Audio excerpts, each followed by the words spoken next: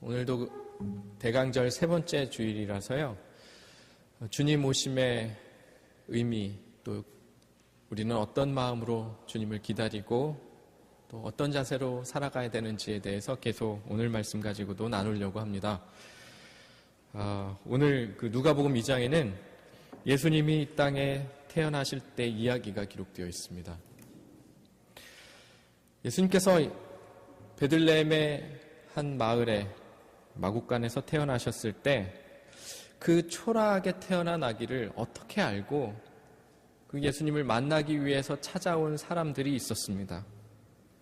누구라고 하고 있습니까? 그들을 양떼를 지키는 목자라고 기록하고 있습니다. 어떻게 알았겠어요? 천사들이, 하나님께서 보내주신 천사들이 얘기를 해줘서 알고 찾아온 것입니다. 그런데 여러분 생각해 보십시오. 예수님의 탄생이라는 이 귀하고 복된 소식을 하나님께서 세상에 알려주실 때 가장 먼저, 가장 최초로, 인류 최초로 알려주신 대상이 누구냐는 거예요. 누굽니까? 목자들을 가장 먼저 알려주셨다는 것입니다. 왕도 아니었고요. 대제사장도 아니었고 어떤 유명한 선지자도 아니었습니다. 돈 많은 어떤 갑부도 아니었습니다. 이름조차 나오지 않는 그냥 목축업을 하며 살아가고 있는 이 몇 사람을 인류 속에서 가장 복된 소식을 알려주는 가장 최초의 사람으로 만들어 주셨다는 것입니다. 왜 그랬다고 생각하십니까? 하나님의 의도가 어디에 있다고 생각하십니까? 그것을 알기 위해서는요, 예수님 탄생 전 600년으로 우리 함께 가봐야 됩니다. 거슬러 올라가야 되는데 그때는 구약의 예레미야 선지자가 살던 시대입니다. 우리 함께 예레미야 시대로 함께 가보겠습니다. 예레미야가 살던 시대에 이스라엘 사람들은 매우 이중적인 생활을 하고 있었어요. 극에 달하고 있었습니다. 겉으로 볼 때는 전혀 문제가 없어 보입니다. 아주 훌륭한 삶을 살아가는 것 같이 보입니다. 철저하게 하나님께 제사를 드리는 삶을 살았고요. 좋은 제물을 드리는지 서로 살피며 서로 견제했고요. 제사 드리는 절차와 형식에 어떤 문제가 있으면 가차없이 서로 혼내주는 그런 분위기의 시대였습니다. 엄격하게 종교 생활을 지켜나가는 분위기였습니다. 그런데 속을 들여다보면 많이 달랐습니다. 그들은 다급할 때면, 어려울 때면 이스라엘 백성들은 어김없이 우상을 찾아갔습니다. 그들이 즐겨 찾았던 우상은 바알이었고 아세라였습니다. 바알은 물질의 신이었고요.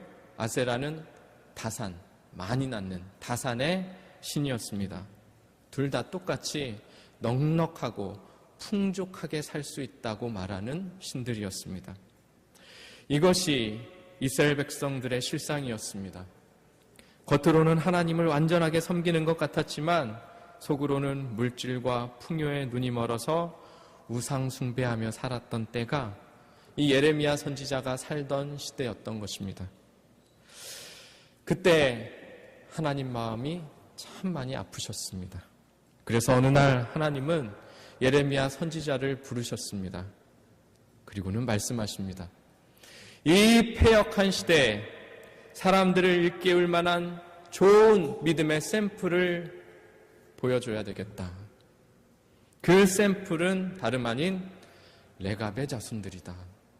자, 레갑의 자손들을 불러다가 그들이 어떻게 하나님을 올바르게 섬기는지 온 백성들에게 보여라 라는 명령을 하셨습니다. 예레미야는 그래서 레갑 자손들을 성전으로 부릅니다. 그리고 하나님이 시킨 대로 합니다. 테스트를 하는데요. 먼저 포도주를 마시게 만듭니다. 여러 높은 지위의 고관들이 다 보는 앞에서 포도주를 마시라고 권합니다. 이게 바로 레갑 자손들을 시험하기 위함이었습니다. 술을 마시라고 했을 때 어떻게 반응하는가, 마시는가 안 마시는가를 보려고 하는 것입니다. 그런데 여러분, 술을 안 마신다고 믿음이 좋은 사람입니까? 하나님만 의지하는 신실한 사람으로 믿음의 샘플로 구분할 수 있는 기준을 삼을 수 있는 것입니까? 여러분, 술이 신앙의 본질은 아니잖아요. 우리 다 알고 있지 않습니까? 그런데 왜 이런 테스트를 하는 것이죠?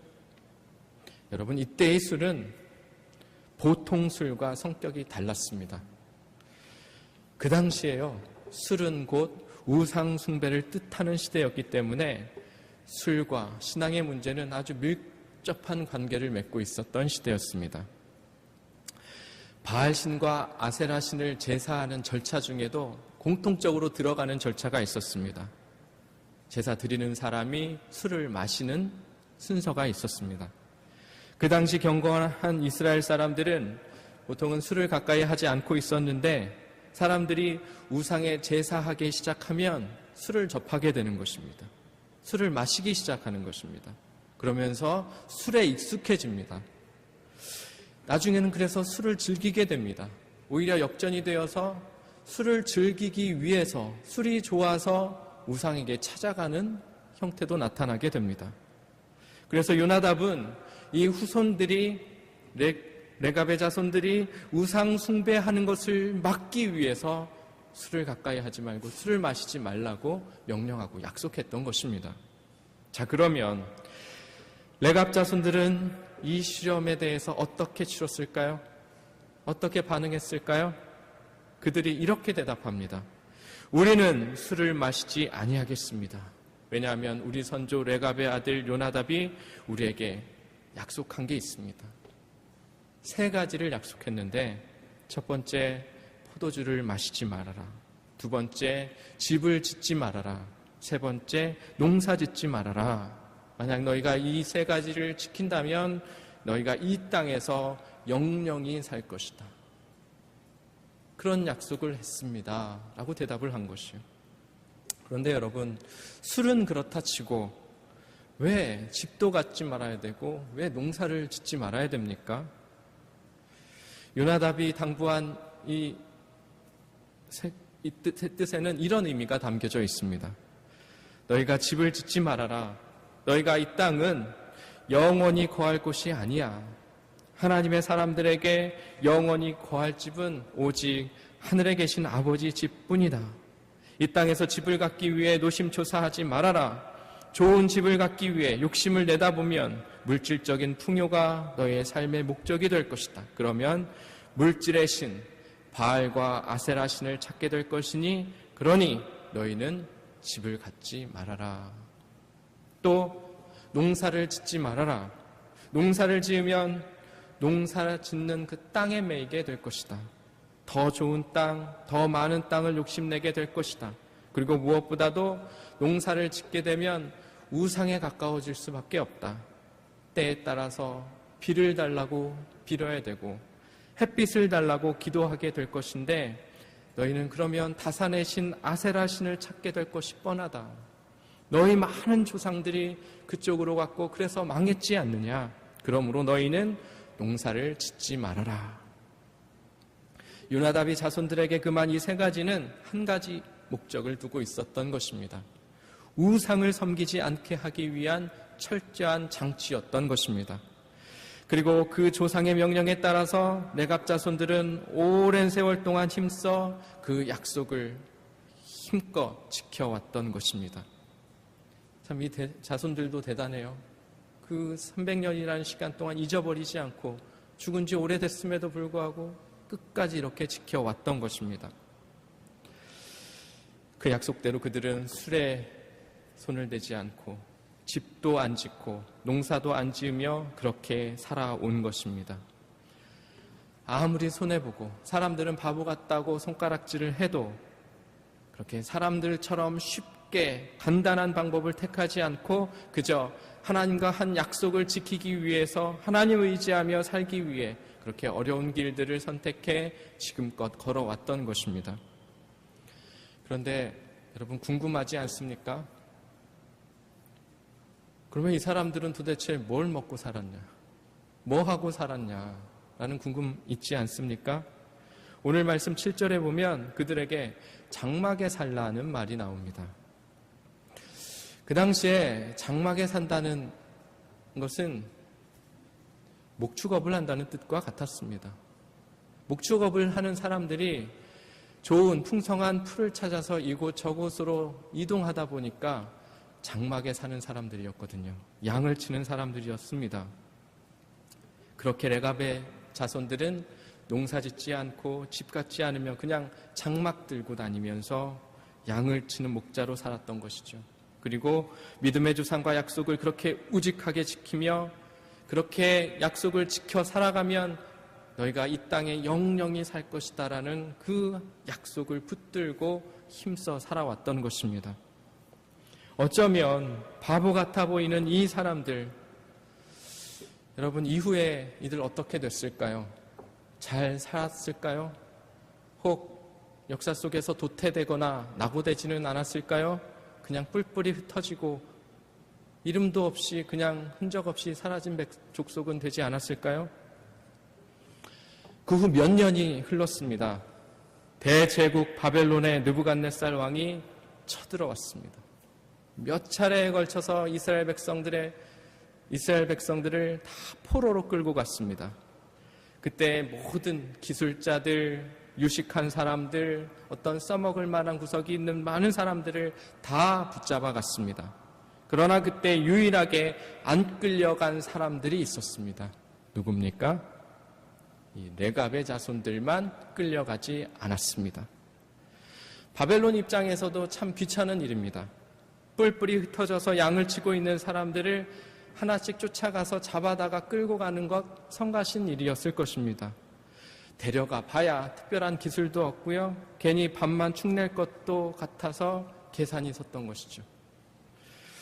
그래서 다 데려가도 이 레갑 자손들만은 그냥 이스라엘 땅에 남겨뒀던 것입니다. 암흑 같은 포로 시대에 왕도, 제사장도, 귀족들도, 군인들도 다 끌고 갔는데 이 레갑의 자손들만 포로로 끌려가지 않고 자기들 땅에서 자유를 누리며 이렇게 살 수 있게 된 것입니다. 참 역사의 아이러니가 아닐 수가 없습니다. 사람들은 잘난 나무가 산을 지킨다고 하지만 아니요, 사실은 산을 지키는 것은 못난 나무들입니다. 쭉쭉 뻗은 잘난 나무는 벌목꾼이 보는 대로 베어갑니다. 키 작고 볼품없는 쓸모없는 나무는 거들떠 보지도 않습니다. 그래서 산을 지탱해 나가는 것은 볼품없는 나무들이죠. 사람도 마찬가지입니다. 신기하게도 못난 자식들이 효도를 합니다. 부모는 잘난 자식들에게 공을 들이지만 하지만 그들은 유학 가고 파견 가고 그렇게 부모 곁에 있을 틈 없이 자기 갈 길들을 갑니다. 하지만 별로 잘날 것 없던 자식이 부모 곁에 남아서 공경하며 그렇게 살아갑니다. 참 세상도 아이러니합니다. 모두가 포로로 끌려갈 때 가장 비천하고 별 볼 일 없는 것 같은 이 레갑 족속만 남게 됐다는 것입니다. 그리고 이스라엘 땅의 주인 노릇하며 살아갑니다. 지키며 살아갑니다. 이들이 또 땅을 정해서 한 곳에 모여서 살게 되는데 그곳이 어느 땅이라고 하는지 오늘 11절에 나오거든요. 그 땅이 어디라고 하고 있습니까? 예루살렘이라고 하고 있습니다. 그들이 모여 살기 시작한 땅이 예루살렘이었습니다. 예루살렘을 거점으로 레갑 자손들이 살아가기 시작했다는 것입니다. 사람들은 세상을 똑똑하게 살아가려고 애씁니다. 그런데 과연 똑똑한 삶일까요? 바보 같아도 손해보는 것 같아도 이처럼 묵묵하게 하나님 의지하며 사는 사람들을 하나님은 이렇게 역사의 중심에 세워놓으시더라는 것이죠. 모두 바벨론으로 끌려갔던 그 오랜 세월 동안 그 하나님의 성, 시온성, 예루살렘을 끝까지 지키며 그곳의 주인으로 살아갔던 사람들이 누구냐는 것입니다. 왕족이었습니까? 아니요. 귀족들이었습니까? 제사장이나 레위인이었습니까? 그렇지 않습니다. 바보같이 그렇게 비천합에 산다고 손가락질 당하던 그 레갑의 자손들이 약속 지키며 살았을 때 하나님은 그들을 땅의 주인으로 삼아주시고 그 땅을 지킬 수 있는 권한도 주셨고 그렇게 그들을 높이 세워주신 것입니다. 그리고요, 훗날 이스라엘이 바벨론 포로에서 다시 돌아오죠. 그런 뒤에도 레갑 족속들은 어디에 사냐면 그대로 예루살렘에 계속 살아가게 됩니다. 그것이 성경에도 기록되어 있는데 느헤미야 3장 14절에 분명히 레갑의 후손들이 예루살렘 벳학게렘이라는 그 지역에 살고 있다는 기록이 정확하게 나오고 있습니다. 여러분, 그때까지만 살고 말았을까요? 예루살렘으로 성지순례를 다녀오신 분들이 증언하고 있습니다. 예루살렘에 가면 그 주변에서 양치는 목자들을 어렵지 않게 목격할 수 있다고 합니다. 그 양치는 목자들 스스로도 레갑의 후손들이라고 소개한다고 합니다.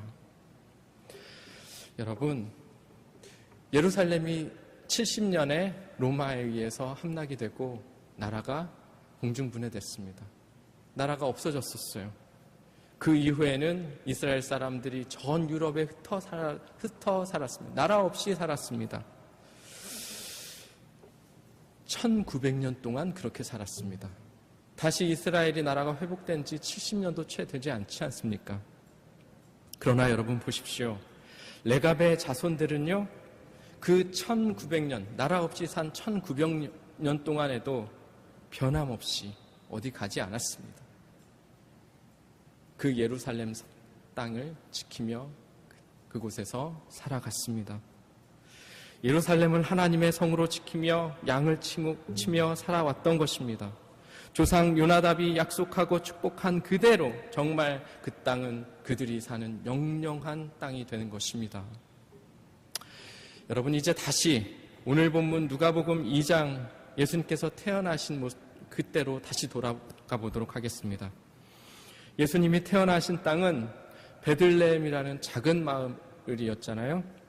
이 베들레헴의 위치는 예루살렘과 직선거리로 한 10마일도 채 안 되는 아주 가까운 거리에 있는 마을입니다. 그러면 여러분, 예수님이 태어났을 때 양을 지키며 밤을 새며 있었던 그 목자들은 어떤 목자들입니까? 누구를 말하는 것입니까? 아시겠죠? 바로 그 사람들입니다. 레갑 족속 사람들.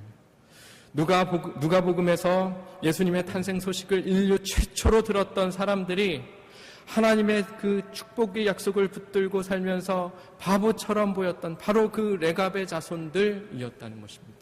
바로 그 목자들입니다. 왜 하필 이 비천한 목자들에게 이 귀하디 귀한 소식을 처음 듣는, 인류 최초로 듣는 이런 특권을 주셨을까? 여러분, 조금 이해가 가십니까?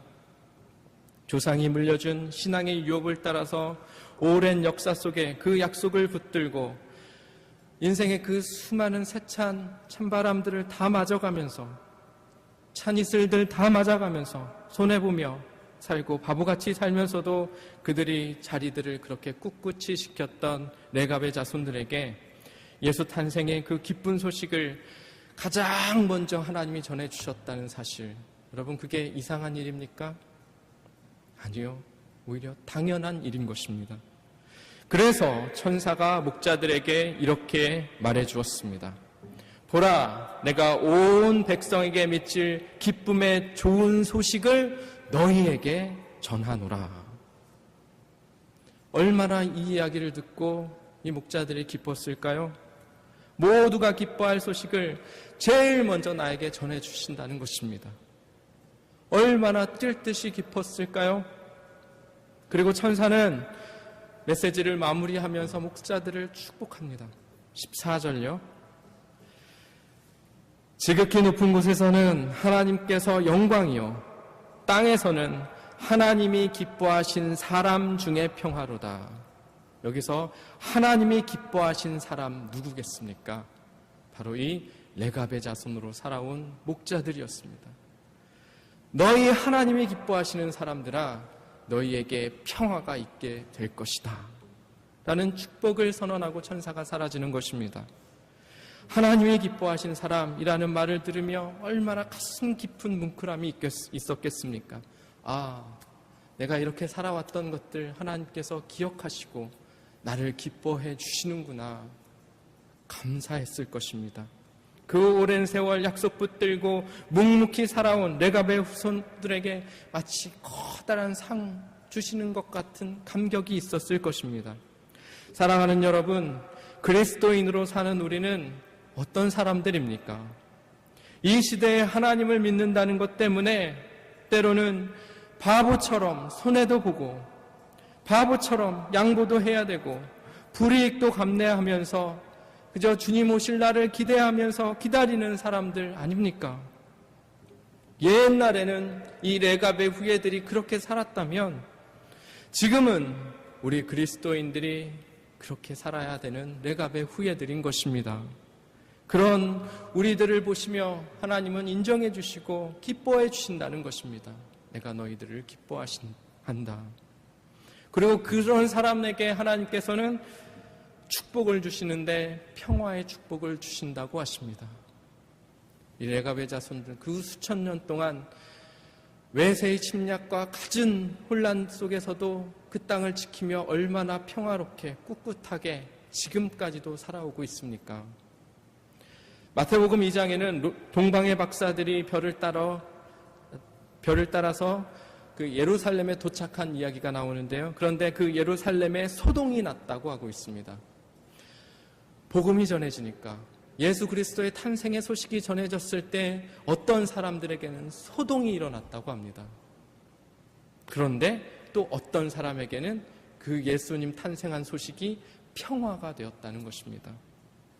레갑의 자손들에게는 소동이 아니라 평화가 되었습니다.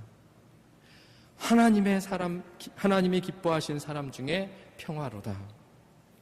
주님의 그 약속을 믿고 기다리며 이 땅에서 여러 가지 눈물을 흘리며 가슴을 치며 안타깝게 살았던 사람들 하나님께서는 그렇게 분명하게 갚아주셨고 높여주셨고 땅의 주인으로 살게 해주셨고 평화를 누리며 살게 해주셨다는 것입니다.